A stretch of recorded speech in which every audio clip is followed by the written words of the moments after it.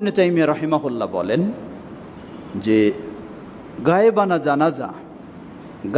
জানাজা এটি শরীয়ত সম্মত, তবে পাইকারিভাবে গায়েবানা জানাজা পড়ার নিয়ম নয়।